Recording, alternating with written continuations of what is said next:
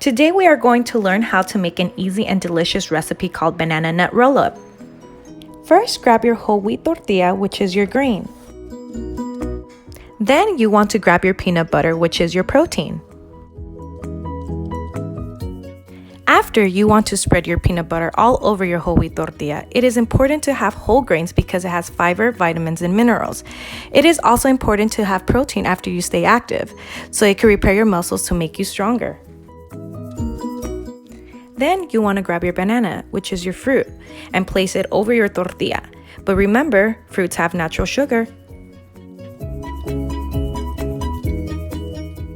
Then you want to grab your honey. Then you could drizzle honey around your tortilla. Not too much because your banana already has that natural sugar.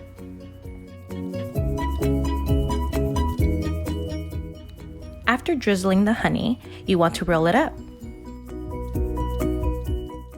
After, you want to split it in half so you can share it with a friend.